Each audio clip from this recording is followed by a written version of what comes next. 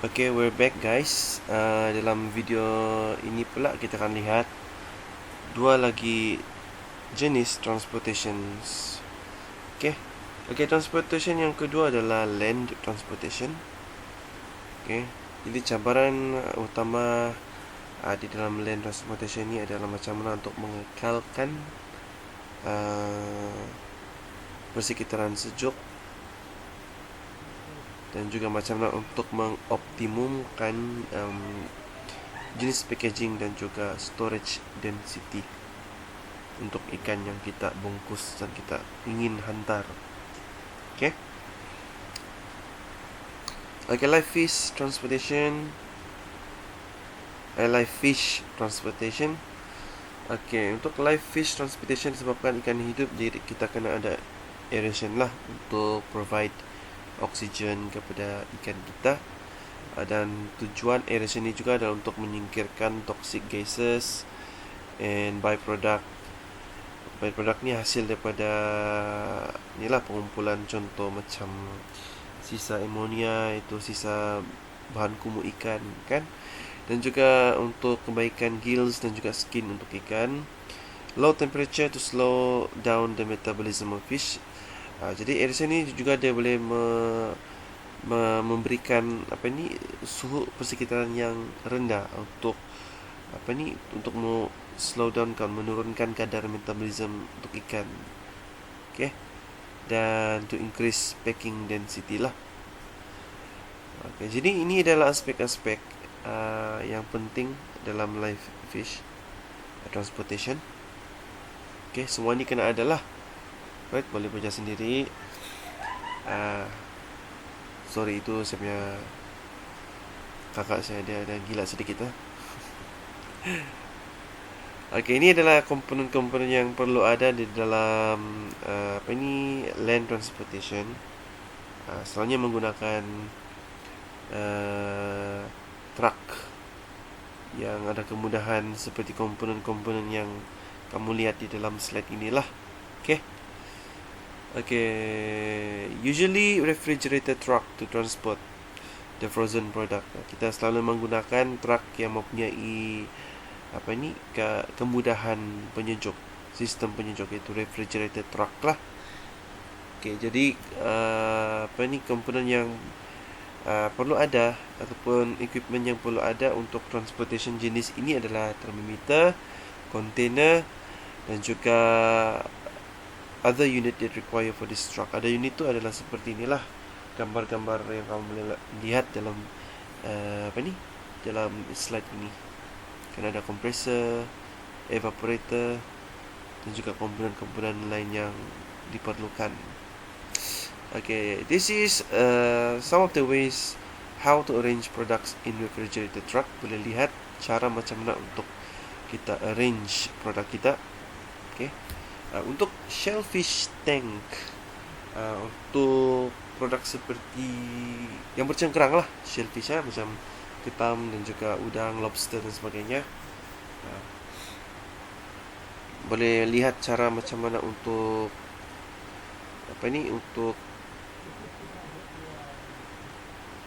untuk packing dan juga untuk ni lah.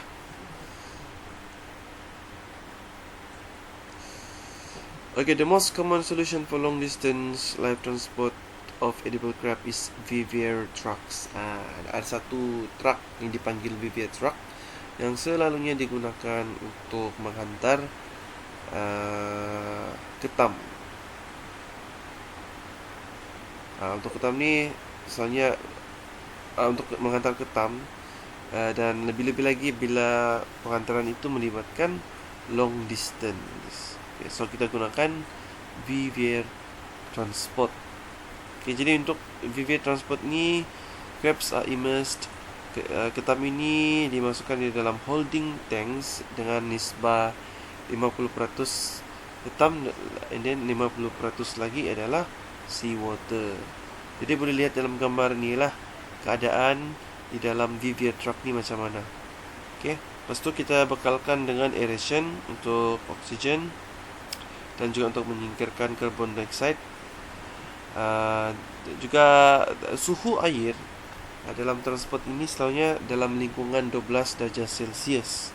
Okay, tetapi dia berbeza lah mengikut suhu air di tempat tersebutlah ketika proses pengantaran berlaku.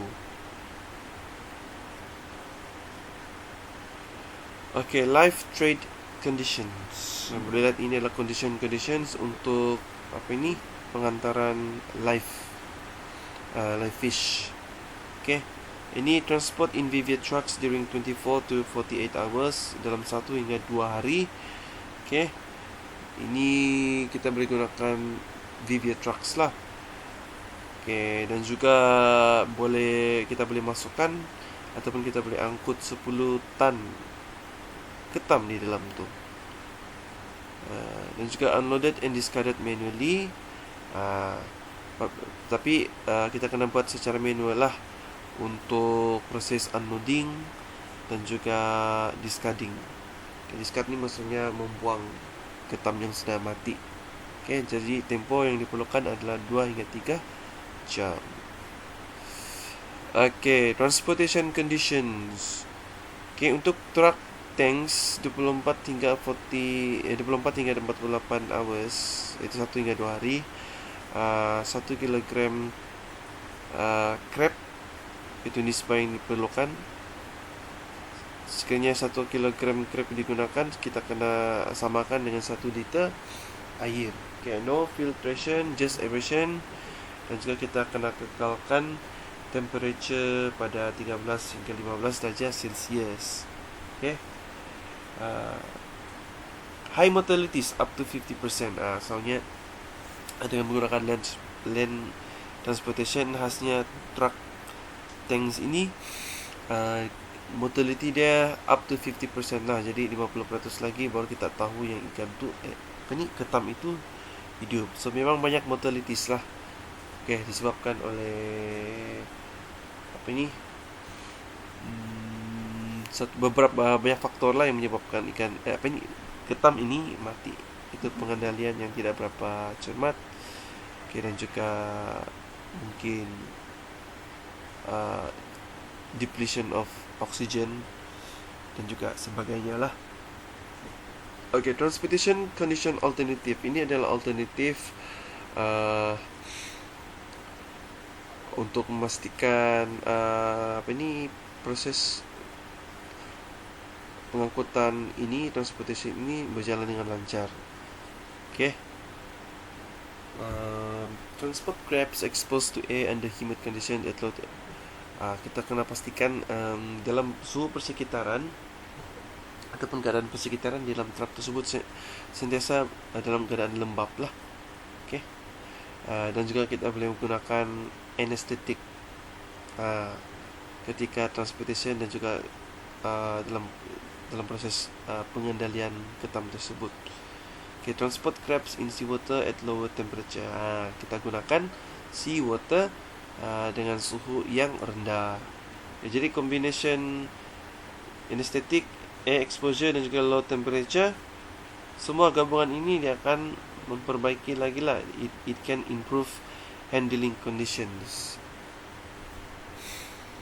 Okay, so kita lihat types of transportation dengan menggunakan laut, kapal, tetapi laut lah. Okay, the safest and popular means of transportation, paling selamat, okay, dan juga popular lah dalam proses transportation untuk marine product. Sea transport is one of the cheapest transportation for cargo shipping from distant country but need a long period. Sangat murah, okay, untuk cargo shipping. Khasnya untuk mengantar negara-negara yang jauh, tetapi dia mengambil masa yang sangat lama. Okay. Dan juga jenis sistem untuk live transportation ini dipanggil closed system. Okay. Apa itu closed system dan juga apa itu open system kita sudah belajar sebelum ini kan. So ini saya rasa saya mau skip lah. Okay, kita lihat factors affecting the success of transport. Apakah faktor yang mempengaruhi kejayaan transportation? Yang pertama adalah quality of fish. Okay, the fish transported must be healthy and well. Kita kena tahulah ikan yang kualiti ikan yang kita mau angkut itu kenalah berada dalam keadaan yang sihat dan juga baik. Okay. Dan juga faktor yang kedua adalah temperature. Jadi kita kena kekalkan temperature suhu persekitaran di dalam medium pengantaran itu sentiasa dalam lingkungan yang baiklah, dalam temperature yang rendah. Okay. Dan juga faktor yang seterusnya adalah nilai pH, carbon dioxide dan juga amonia. The optimum pH for transport of live fish is 7 to 8. Okay. So kita kena pastikan nilai pH sentiasa dalam lingkungan 7 hingga 7. Okay. Dan juga faktor yang seterusnya adalah density. Density ini adalah kepadatan lah. Cannot be more than 1 to 3. Okay. Larger fish such as parent fish can be transported with fish and water ratio of 1 to 2 to 1 to 3, but for small fish this ratio drops to 1 to 100 or 1 to 200. Fresh fish is also affected by weather conditions. Fish in a state struggling and tired during transportation. Okay, so kita kena menggunakan nisbah yang betul lah untuk transport ikan ini. Okay, kalau parent fish untuk broodstock kita kena menggunakan nisbah yang betul. Dan juga untuk untuk small fish juga kita kena gunakan ratio yang betul lah. Selalunya price macam tu kan. Okay, kita lihat major stress factors. Okay, apakah faktor-faktor yang boleh menyebabkan stres kepada ikan? Okay, yang pertama seperti yang kita tahu, dissolved oxygen lah, DO. Jadi ikan ni dia kena ada oksigen yang cukup dalam proses transportation ni. Okay, so oksigen yang digunakan untuk bernafas dan untuk untuk melakukan proses hidup dia lah. Dan juga kadar amonia. Amonia is excreted. Amonia ni adalah bahan kumuh hasil daripada ikan lah. Okay. Is reported to be toxic at low concentrations of 0.6 ppm. Maksudnya ikan ni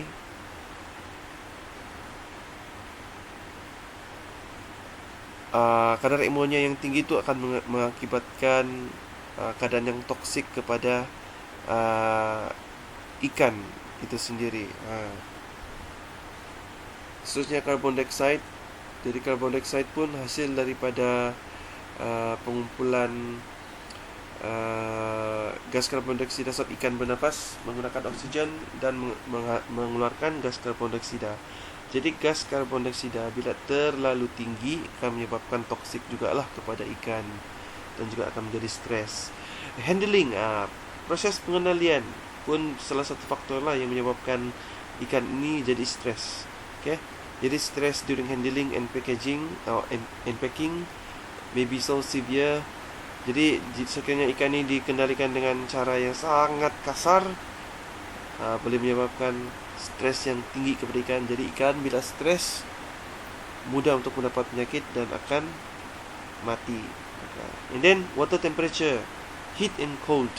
Water temperature greater than 28 degrees Celsius accompanied by declining dissolved oxygen and increasing ammonia create a hostile environment. Jadi gabungan temperature yang terlalu tinggi lagi-lagi ditambah lagi dengan kekurangan dissolved oxygen dan juga amount ammonia yang terlalu tinggi akan menyebabkan persekitaran yang sangat teruk kepada ikan.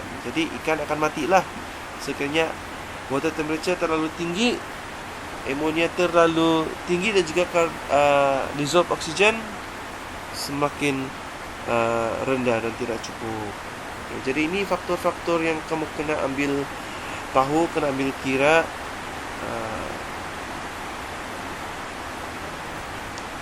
di dalam proses transporting ikan ni lah. Okay. Jadi macam mana apakah kaedah untuk mengurangkan stres? Yang pertama, reducing transport water temperature. Kita kena memastikan water temperature, suhu air di dalam medium transportation kita itu sentiasa dalam keadaan yang rendah saja. Okay? Sebab kalau suhu rendah boleh memberikan persekitaran yang baik kepada ikan. And then insulation ni, the use of insulated containers, penggunaan container seperti styrofoam, kotak styrofoam, okay, dan juga newspaper, legging boleh membantu untuk mengekalkan temperature di dalam sistem tersebut lah. Okay. Dan juga penggunaan styrofoam boxes dan juga newspaper legging ini juga boleh mengurangkan gegaran ketika proses transportation ini berlaku. Lagi satu lagi method yang kita boleh gunakan untuk mengurangkan stres adalah dengan menggunakan anesthesia. Anesthesia ni maksudnya kita menggunakan bahan kimia kepada ikan untuk mengurangkan aktiviti ikan ni lah, macam bahan pelalih lah kepada ikan. Okay. So, the oxygen consumption of newly packed fish elevates for 30 to 60 minutes and declines as fish acclimate to the new environment. The first 30 to 60 minutes after packing is therefore important. Jadi kita gunakan anesthetics lah. Misalnya kita menggunakan MS222, carbonic acid dan juga benzocaine and phenoxyethanol.